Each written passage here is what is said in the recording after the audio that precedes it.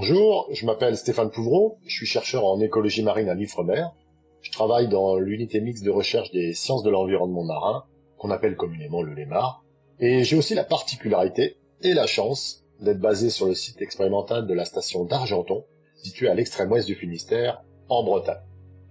Alors, depuis plus de 30 ans maintenant, je m'intéresse à l'écologie d'un vertébré marin un peu particulier, pas forcément très glamour à la première approche, les huîtres. J'ai d'abord travaillé en Polynésie française, sur l'huître perlière, dans les fantastiques lagons bleu turquoise des Tuamotu. Et puis, à partir des années 2000, je suis passé à l'huître creuse, la plus connue, celle qu'on mange à Noël. Je me suis intéressé plus particulièrement aux effets progressifs du changement climatique sur son écologie, en travaillant au fin fond des vasières de la rade de Brest et sur d'autres sites des côtes françaises. Et puis, depuis une petite dizaine d'années, je me passionne pour l'huître plate, la moins connue. Certains la connaissent sous le nom de belon, de gravette ou de pied de cheval. Elle est plus rare, elle est plus maligne, plus savoureuse que l'huître creuse, mais aussi beaucoup plus fragile. Et donc elle a besoin de notre attention de biologiste pour l'aider à revenir sur nos côtes.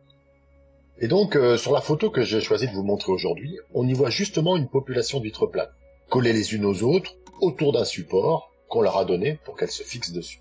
Et ce que vous voyez là, en premier plan, et que j'observe attentivement derrière mon masque de plongée, eh bien c'est un récif d'huîtres plates. Un récif biogénique qui abrite des centaines d'huîtres et toute une biodiversité.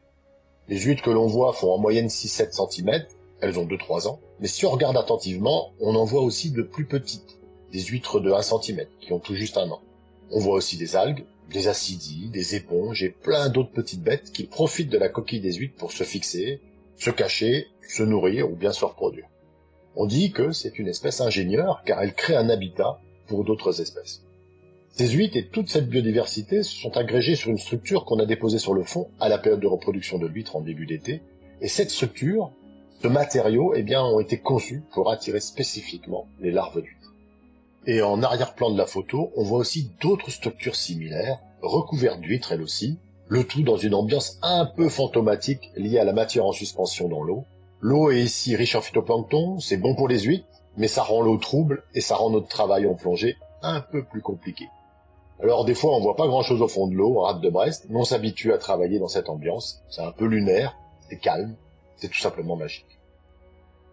Alors ce que vous voyez là est assez unique en fait, car ce genre de récif d'huîtres a totalement disparu de nos côtes françaises et européennes, à cause de la surpêche dont l'huître plate a été victime depuis la fin du Moyen-Âge à peu près.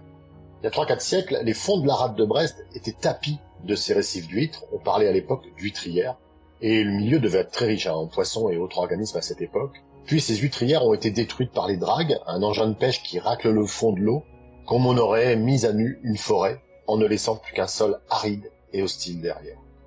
Mais avec nos recherches en écologie de la restauration, et un peu de méthodologie astucieuse, on arrive à faire revenir ces huîtrières. Et ce que vous voyez là, c'est une petite prouesse biologique pour cette espèce qu'on croyait condamnée.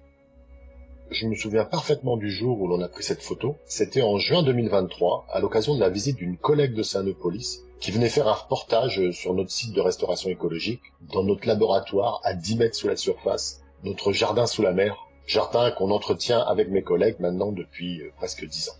C'est une sorte de site de démonstration, unique en France, et je crois pouvoir dire unique en Europe. Alors pour moi, cette photo témoigne en fait de la plus belle période de ma carrière à l'Ifremer, je crois. Plus belle encore que ma période polynésienne, car plus engagée pour la planète.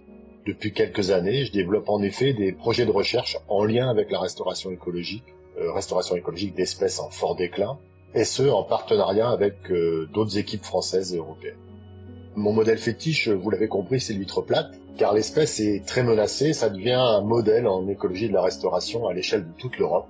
Mais je m'intéresse aussi à d'autres espèces, à d'autres habitats marins emblématiques en déclin, notamment par exemple le pétoncle noir, l'ormeau. Enfin bref, de quoi m'occuper encore pendant un certain temps, je pense, toujours à la recherche de solutions fondées sur la nature.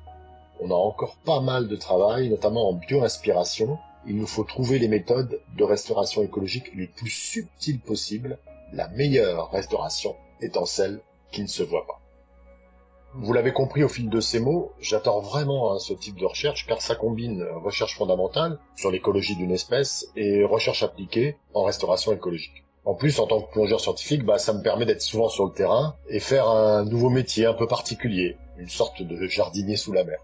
Et puis ces travaux intéressent vraiment de nombreuses parties prenantes. Les ostréiculteurs, les pêcheurs, les gestionnaires de l'environnement et tout le public, tout le grand public de façon générale. En tant que chercheur de l'Ifremer, j'ai l'impression d'être utile à la société et puis d'être utile à la nature. Ça donne un vrai sens à mon travail tous les jours et ça apporte peut-être une note positive dans un monde qui en a besoin.